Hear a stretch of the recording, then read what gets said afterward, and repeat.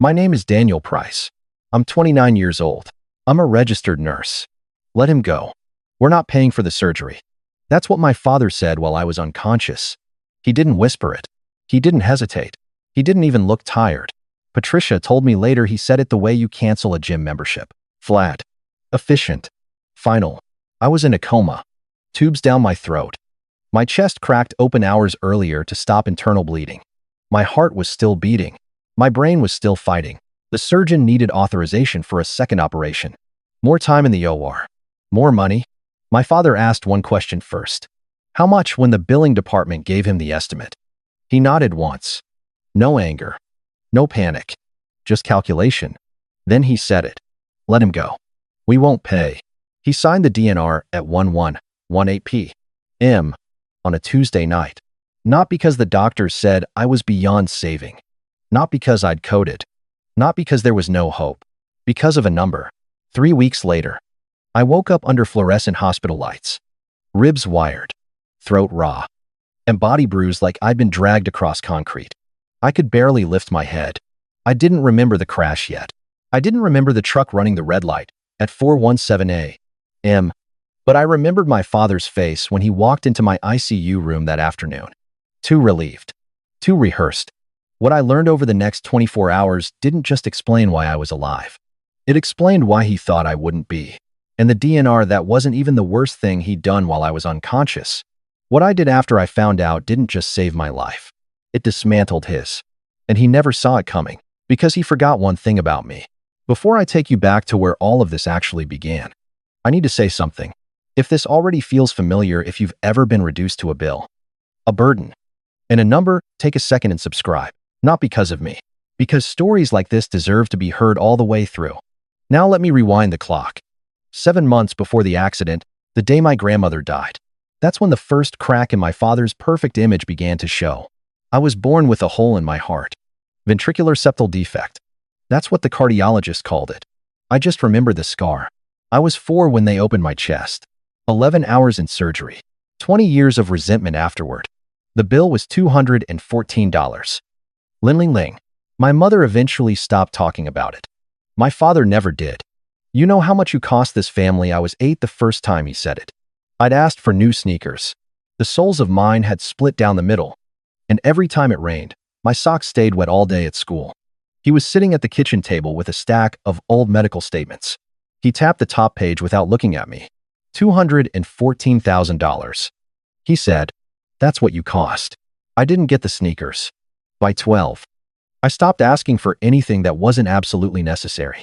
By 15, I was mowing lawns and working weekends at a grocery store to pay for my own school supplies. By 18, I signed my first student loan documents alone at a metal desk in the financial aid office while my older sister, Claire, packed for the state university my parents paid for in full. No one questioned it. Claire got a car at 16. I took the bus. Claire got tuition covered. I got a repayment schedule. Claire had birthday dinners at restaurants with extended family. I had cake from a box and a handshake from my father. And here's the part that confuses people. I wasn't angry. Not back then. I genuinely believed I owed them. My father repeated it so often, it became structural. Like drywall behind paint. Invisible. But holding everything up. You nearly bankrupted us. You're lucky we kept you. Be grateful. It wasn't shouted. It was stated. Calm. Measured. A fact. And I internalized it. I carried that debt the way I carried my hospital badge years later, clipped to my chest. Unquestioned. Part of my identity. When I chose nursing school, my father didn't congratulate me. He nodded once. Good. Maybe now you'll finally pay something back. So, I worked overtime, picked up night shifts, paid my loans early, sent money home when my parents said they were tight. Claire never sent $1, but Claire was easy. Claire was charming. Claire made my father proud at church events. She stood beside him when he read scripture. She introduced him to her friends as the hardest working man I know. I stood in the back in stacked folding chairs. The irony is I became strong. Physically, emotionally, professionally. But inside, I was still the kid with the scar across his chest. Believing survival had come with a receipt. So when the surgeon needed authorization that night, when my father heard another number attached to my name, it wasn't a moral decision to him. It was math. And in his mind, I had been in the red for 25 years. The only person who never mentioned the debt was my grandmother. Eleanor Price lived alone in a small brick house on Hawthorne Street in Norristown. 2 bedrooms, 1 bathroom, a porch swing that groaned every time the wind shifted. She'd lived there 43 years, raised my mother there, buried my grandfather from there, kept the rose bushes alive through winters that killed everything else on the block. I started visiting her every Saturday when I was 23, fresh out of nursing school and already drowning in student loans. It was a 40-minute drive each way. I brought groceries, checked her blood pressure, refilled her pill organizer, fixed the porch light when it flickered. Then we'd sit on that swing and talk about nothing the neighbor's dog. The Phillies. How tomatoes taste better when you grow them yourself. She never once said, "You owe us." She'd say things like, "Did you eat today?" or, "You look tired. Don't let them work you to death." Them. She never clarified who them was. Near the end, when her hands trembled more and her voice thinned, she said something that didn't make sense at the time. "I've taken care of things for you, Daniel," she whispered one afternoon, her fingers cold in mine. "When the time comes, a man named Kessler will find you." I smiled. I squeezed her hand. "Okay, Grandma." I thought it was medication talking. She was 84. The doctor had adjusted her dosages twice that year. I assumed confusion. My father hated that I visited her so often. "You're wasting gas," he'd say. "She doesn't even remember who you are half the time." That was a lie. Eleanor was sharp until the end. She remembered every birthday, every shift I worked, every time my father told me I'd cost him something, and she remembered things about him he wished she'd forget. She died on a Thursday in March, quietly, in her sleep. In that brick house, my father organized the funeral. Small, efficient, controlled, keep it short. He told me at the door of the funeral home when I asked to speak, "We're not turning this into a spectacle." So I stood in the back row and said goodbye in silence. Eleanor had said Kessler would find me. He didn't. Not then. It would take a coma, a signed death order, and 4 days in a hospital bed before that name meant anything at all.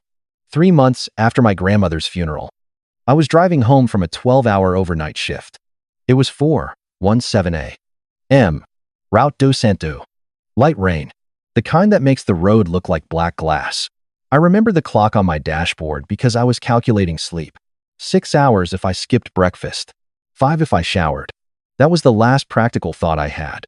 The pickup truck ran the red light doing at least 50. It hit the driver's side of my car so hard the frame folded inward like cardboard. I don't remember the sound. I don't remember the glass. I don't remember the moment of impact.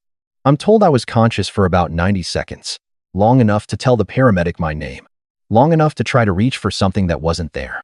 Then nothing. Traumatic brain swelling, 4 broken ribs, internal hemorrhaging, collapsed lung. The ER team at scene. Catherine's my hospital. The place where I clocked in and out 5 days a week opened me up within the hour. But the bleeding wouldn't stop. They needed a second surgery. A vascular specialist.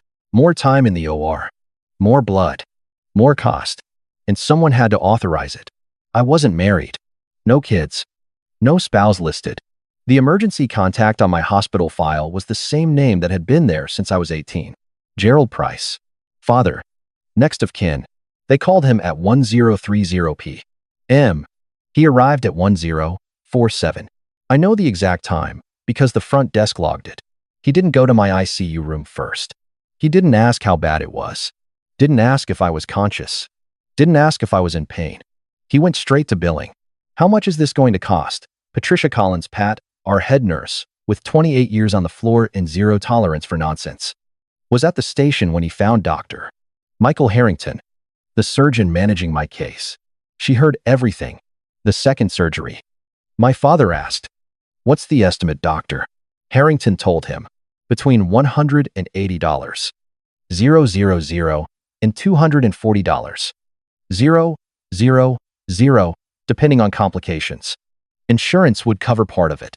There'd still be significant out-of-pocket costs, especially because my father had co-signed some of my early medical accounts when I turned 18. I thought it had been support. It was leverage. My father didn't blink. "He doesn't have a healthcare proxy," he said. "I'm his father. I'm the decision maker." That was technically true, if no proxy existed. Doctor, Harrington nodded carefully. And then my father said it. Let him go. We're not paying for the surgery. Pat told me the doctor just stared at him. My father held eye contact. He's been a financial drain his whole life. Don't resuscitate. He signed the DNR at 1118 p.m. His handwriting steady. No tremor. No hesitation. He set the pen down. Asked if there was anything else he needed to sign. Then he walked toward the elevator. He didn't step into my room. Didn't look through the glass. Didn't say goodbye. Pat said she gripped the counter so hard her knuckles went white. But she didn't scream. She did something smarter. She opened my employee file. And that decision, not my father's, is the reason I'm still here. Every nurse at S. Catherine's fills out an onboarding packet. Emergency contacts. Insurance details. Allergies. In one section, most people skip healthcare proxy designation. I didn't skip it. 3 years before the accident, I'd signed medical decision authority over to Marcus Hale. Marcus and I met our first week of nursing school. He was steady where I was restless, calm where I was reactive. He lived 45 minutes away in Cherry Hill, New Jersey. His name was printed clearly in my employee file. Pat found it in under 2 minutes. She called him at 1114 p.m. He picked up on the second ring. Pat told him everything. The crash, the coma, the second surgery that needed authorization, and a father who had just signed a document to let his son die. Marcus didn't ask for details. He didn't argue. He said, I'm leaving now. It was raining hard that night. Visibility barely 10 feet in some stretches. He drove 90 minutes. He walked into St. Catherine's at 1251 a.m. with his driver's license. A printed copy of the proxy form he kept in a folder at home, and eyes that hadn't blinked enough since the phone call. He revoked the DNR immediately, authorized the surgery. Dr. Harrington scrubbed in within the hour. By then, my father was already home, asleep, as far as he knew. The machines would stop. The hospital would call in the morning with a time of death. He'd rehearse the speech, control the narrative. The call never came. Pat did one more thing before her shift ended. She opened an internal incident report, the kind that gets filed when protocol is compromised or misrepresented. She documented everything. Timestamp Onze de Vuipe. M. Statement, let him go. We won't pay. Claim no healthcare proxy on file false. DNR signed under incomplete authority. She filed it. Logged it. Locked her computer. Then she sat alone in the break room for 20 minutes. My father went to sleep that night believing his son would be dead by morning. He didn't know the DNR had been overturned. He didn't know there was documentation. He didn't know someone had been paying attention. And the next morning, instead of checking if I was alive, he made his second mistake, the one that would cost him everything. My father woke up the next morning expecting a phone call, a time of death, a form to sign, a story to deliver. I can picture it, the heavy sigh, the pause for effect, the hand pressed against his chest. We lost him, but the call didn't come. Not because anyone told him I was alive. It simply didn't come. And instead of calling the hospital himself, instead of driving there to check on his youngest son, Gerald Price spent that Wednesday morning doing something else. He went to steal my grandmother's house. Here's what I didn't know at the time. 2 years before she died, Eleanor transferred the Hawthorne Street house into my name. Quietly, privately, through an attorney she chose herself. The deed had been probated 5 months before my accident. Clean, legal, filed with the county. My father had no idea. What he did know was this: Eleanor was gone. The house was empty, and I was probably about to die. He had a power of attorney document. My signature was on it, except I had never signed it. He traced my handwriting from old medical consent forms, the ones he'd helped me sign when I turned 18 and didn't know better. He knew my loops, my slant, the way my capital D leaned slightly forward. He recreated it carefully. Then he took the forged POA to a notary he knew, Carl Whitman. Carl owed him money from a plumbing job years back. Carl didn't ask questions. He stamped it. My father filed the deed transfer at the county recorder's office that afternoon. By Thursday, the house was in his name. By Friday, he walked into a bank and took out a mortgage against it. $280,000. Approved within days. The money didn't go toward my hospital bills. It didn't sit in savings. It went to cover gambling debts. Debts no one at church knew about. Debts no one in our family knew about. My father, the deacon, the fundraiser. the man of sacrifice. They had been bleeding money for years, behind closed doors. He didn't know the house was already legally mine. He didn't know the deed transfer Eleanor completed had sealed it months before. And he definitely didn't know about the attorney she'd warned me about. The man named Kessler. Forged signatures are fragile. They hold up as long as no one looks closely. And no one was looking because I was in a coma. 3 weeks later, when I opened my eyes under fluorescent ICU lights, I didn't know any of this yet. I saw Pat first. Not my father. Not Claire. Pat. She didn't rush. Didn't cry. Didn't dramatize. She pulled a chair to my bedside and sat down. "You're safe," she said. "There are some things you need to know. Not right now. When you're ready." When my father visited later that afternoon logged at 2:17 p.m., he stood in the doorway first. I've read 1,000 ICU faces. Grief looks different from guilt. He crossed the room quickly, grabbed my hand, tears ready. "Oh, Danny, we were so scared." He'd been there once. He squeezed my hand like a man who had almost lost everything. The performance was flawless. If I hadn't worked in that building for 6 years, I might have believed it. But something was off. Relief mixed with calculation. Too rehearsed. Claire sent flowers that evening. She didn't come. 2 days later, when I could sit up without blacking out, Pat closed the ICU door and told me what happened. The DNR. The words. The signature. I didn't yell. I didn't cry. I just asked one question. What time? 11:18 p.m. I wrote it down. Then I asked for my phone. 32 missed calls from my father. 11 from Claire. I ignored them. Instead, I searched my contacts for a name my grandmother had given me. Kessler. The phone rang twice. "This is Donald Kessler." His voice was calm. Precise. The voice of a man who reads documents for a living and rarely raises it. "Mr. Kessler," I said. "My name is Daniel Price. I think my grandmother. I've been trying to reach you for 4 months." "Mr. Price. For months?" He explained everything. The will, the deed, the trust. The certified letters returned. Someone had told him I'd moved out of state and didn't want contact. That someone was my father. I gripped the phone tighter. "I've been in a coma," I said. 3 weeks. A pause. "I'm sorry to hear that," he replied. "Let me check something." 1 hour. That's how long it took Donald Kessler to confirm the forged transfer. And that's when my recovery stopped being physical and became strategic. Kessler called back 53 minutes later. I remember because I was counting the drops in my IV line. 1, 2, 3. His tone was different this time. Still controlled but tighter. "Mr. Price," he said. "The deed to the Hawthorne Street property was transferred out of your name 3 weeks ago." My breathing stayed even. "Transferred to whom?" "Gerald Price. Your father." Using a power of attorney, I stared at the ceiling tiles above me. White, sterile, unforgiving. "I never signed a power of attorney." "I'm aware," he said calmly. "The original probate deed was notarized through my office. No POA was ever executed or recorded through us.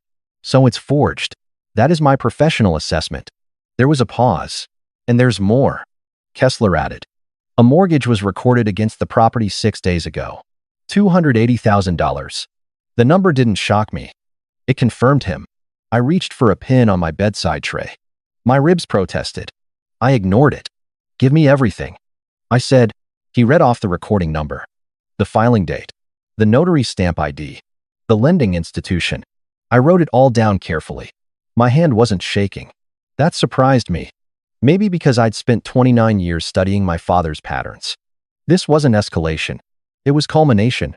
"Do you want to press charges?" Kessler asked. "Not yet," I said. "I want the full picture first." "One more thing," he added. "Your grandmother left you a sealed letter. She instructed me to deliver it to you personally. When can you come to the hospital tomorrow morning?" 9 o'clock. "I'll be here." I ended the call and set the phone on my chest. Pat was standing by the window, arms crossed.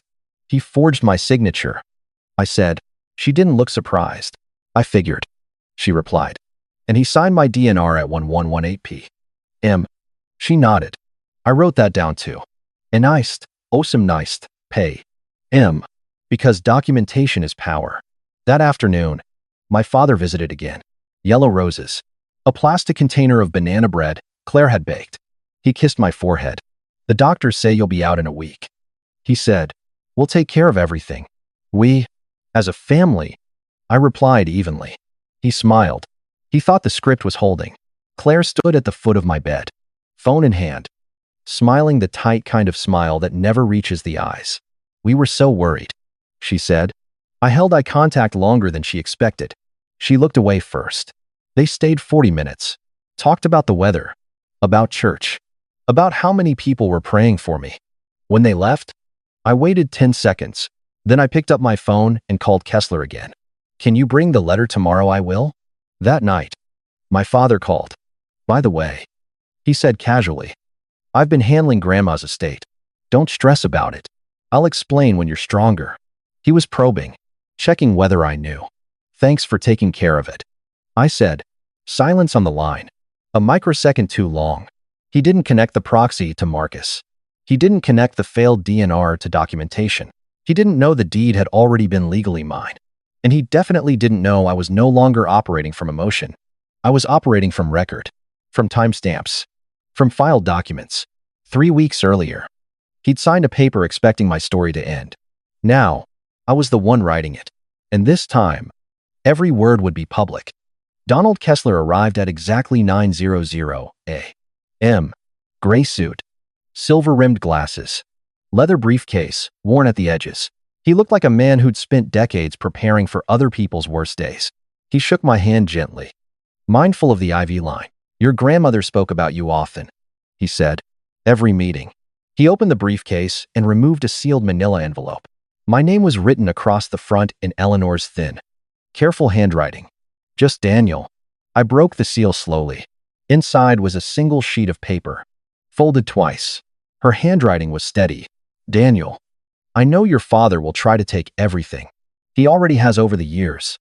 My savings, my pension, things I never told you because I was trying to keep the peace. That was my mistake. Don't make it yours. The house is yours. The money is yours. Mr. Kessler has all the paperwork. Don't let anyone take what belongs to you. Not even your father. Especially your father. You are stronger than him. You always have been. I'm sorry I didn't say that out loud. Love, Grandma. I didn't cry immediately. I sat there first. Because for 29 years I'd believed strength meant absorbing everything quietly. She had seen me, not as a cost, not as a burden, as someone who deserved protection. Kessler placed a thick folder on the blanket beside me.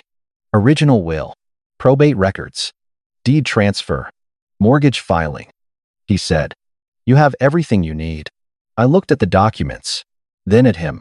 What day is the church gathering this month? Sunday. I said. Kessler's eyebrow lifted slightly. I want this handled before then. Because if my father had built his identity in front of that congregation, that's where it would come apart. First Grace Community Church sits on a quiet road outside Philadelphia. White steeple, red brick walls. Parking lot full by 9:45 every Sunday. About 120 people attend regularly. Families, retirees, small business owners. The kind of place where everyone knows your name and your father's reputation. Gerald Price had been a deacon there for 15 years. He ushered at the door, read scripture at the lectern, led the men's breakfast once a month, fixed broken pipes for widows, and never sent a bill. A man of faith and sacrifice. That's how Pastor David described him. Every first Sunday of the month, the church hosted a community potluck in the fellowship hall. Folding tables, paper plates, casseroles, a standing microphone near the front where people shared blessings and prayer requests. My father always spoke. That Sunday, I walked in at 11:55 a.m. I was 5 days out of the hospital. Bruises fading from purple to yellow. Ribs still wired. Pain sharp when I breathed too deeply. Kessler was already there, standing near the side entrance.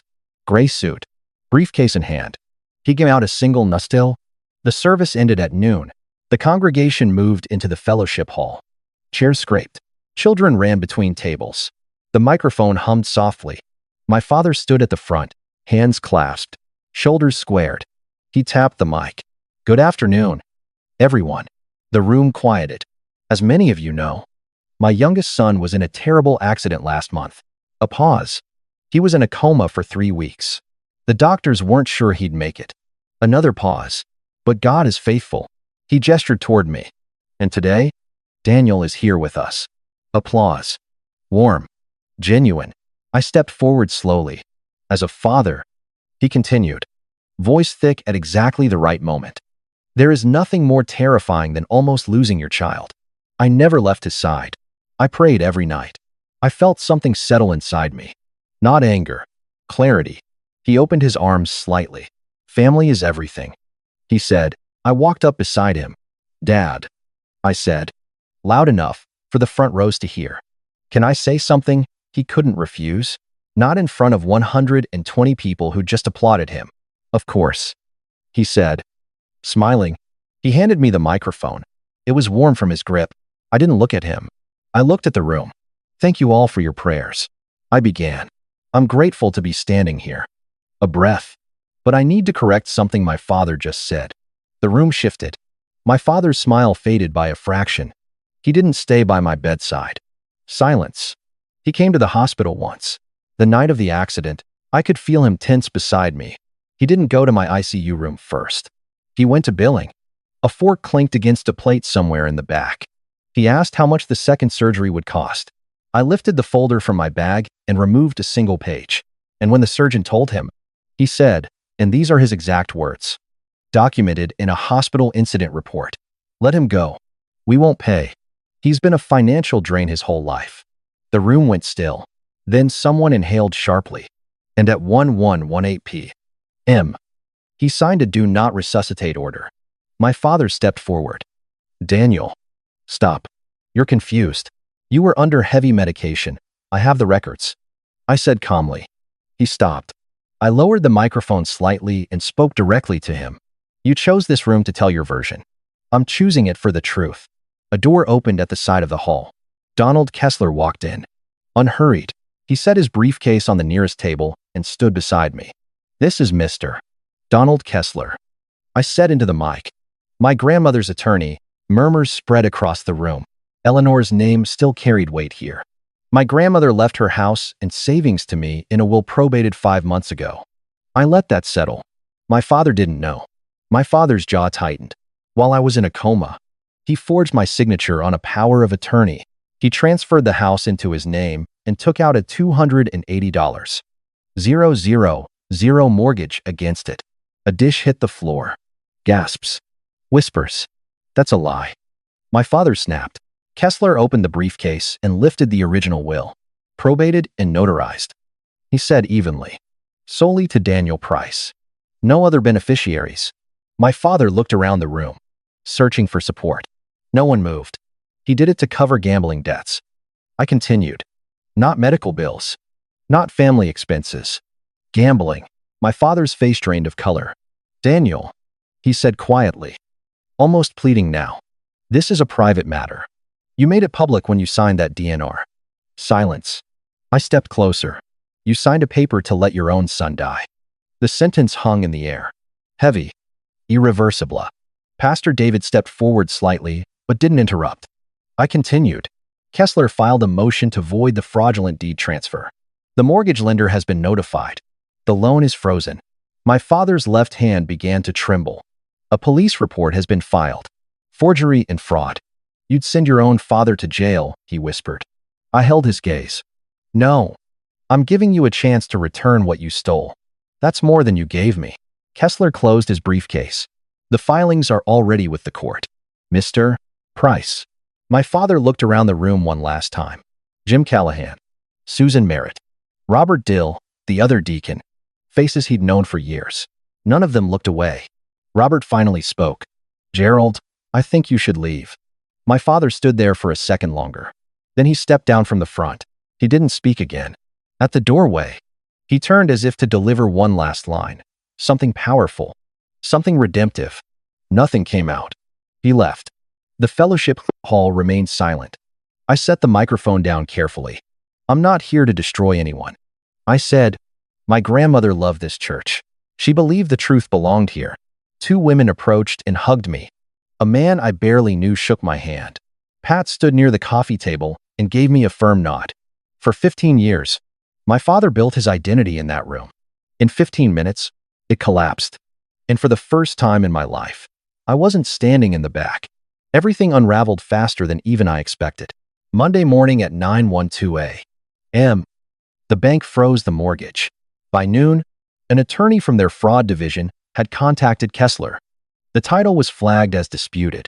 The loan was suspended. My father couldn't refinance it, couldn't move the funds, couldn't leverage the property again. The $280,000 he had already burned through.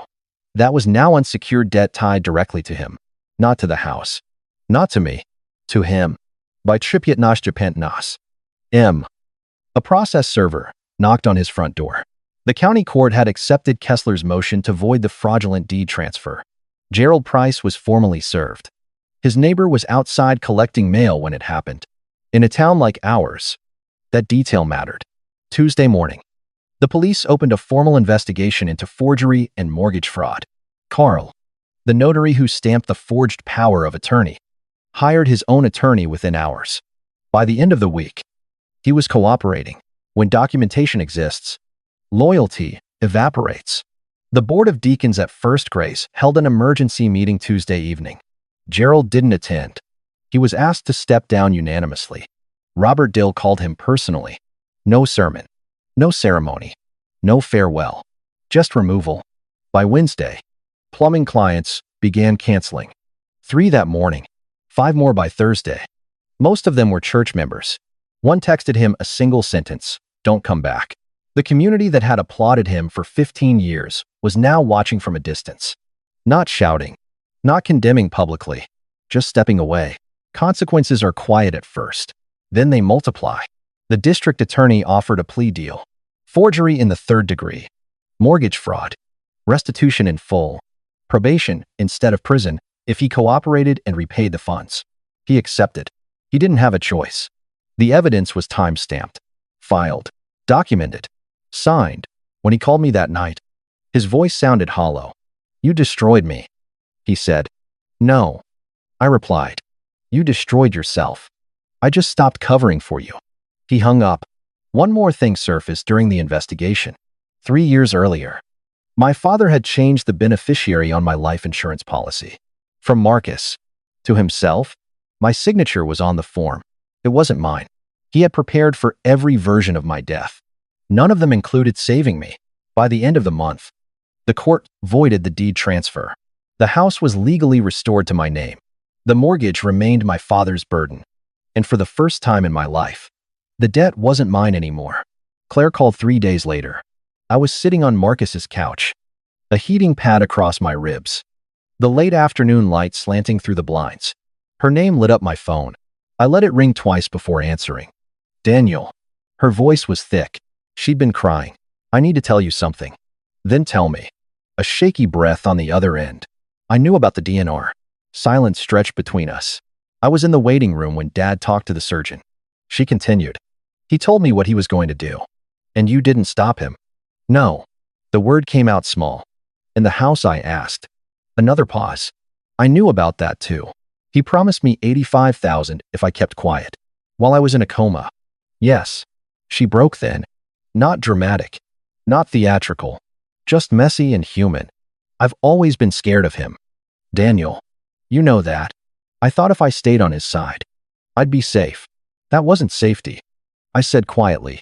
"That was alignment." "I know." She swallowed. "I should have called Marcus myself."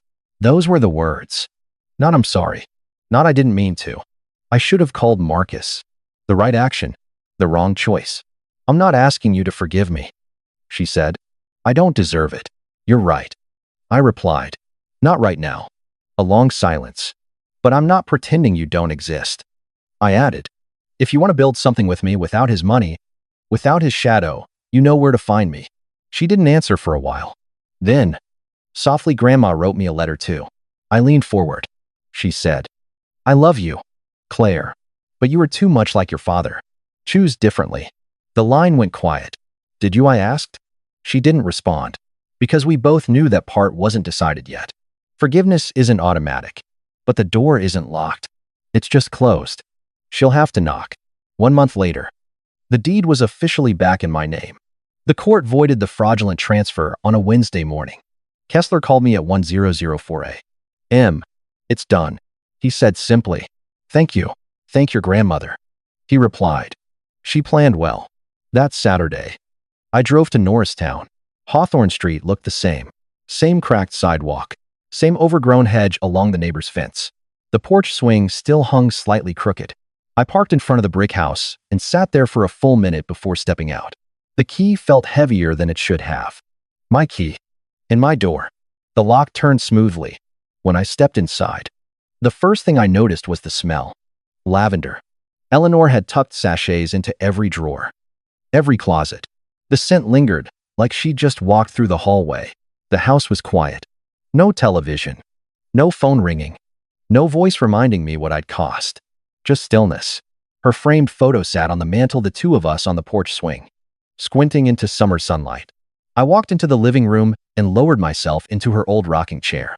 My ribs still ached if I moved too quickly, but the pain felt distant now. For the first time in my life, I was sitting in a space that wasn't conditional, not earned through guilt, not granted through obedience. Mine, not because I'd finally paid something back, but because someone had loved me enough to protect me in advance. I didn't turn on the lights. I didn't check my phone. I just sat there, breathing in lavender and quiet. And for the first time, I didn't feel like a liability. I felt anchored. I used to think being a good son meant endurance. Take the criticism. Take the guilt. Take the reminder of what you cost. Stay quiet. Stay useful. Stay grateful. That's what I believed strength was. I was wrong. Strength isn't absorbing damage until you disappear. It's deciding the damage stops with you. For most of my life, I confused obedience with loyalty. I thought if I worked harder, earned more, paid back enough, eventually the ledger would clear. There was no ledger. There was only control. Setting a boundary isn't revenge. It's correction. It's saying this is where your choices end and mine begin. I don't hate my father. Hating him would mean he still dictates my emotional weather. He doesn't. He's a man who made decisions driven by pride, debt, and an addiction he refused to name. That explains his behavior. It doesn't excuse it. I don't carry his shame anymore. And if you see yourself anywhere in this story, in the silence, in the guilt, in that bone-deep belief that you owe people who hurt you, hear this clearly. You don't owe anyone your health. You don't owe anyone your home. And you absolutely do not owe anyone your life. My grandmother didn't teach me that with speeches. She taught me with preparation, with paperwork, with a letter that said, especially your father. I still go to church. Different building, smaller congregation, better coffee. I sit in the front row now, not because I need to be seen, but because I'm done hiding in the back. If you've stayed with me this far, thank you. This wasn't just about a DNR or a forged signature. It was about a boundary that should have been drawn years earlier. So I want to ask you something. What's one boundary you've set or need to set that could change your life? Drop it in the comments. I read more than you think. And if this story meant something to you, subscribe. There's another one waiting in the description, one about inheritance, silence, and a truth that surfaced 10 years too late. I'll see you there. This story was created by the Boundaries and Bloodlines team for entertainment purposes only. Do not attempt to replicate any actions described.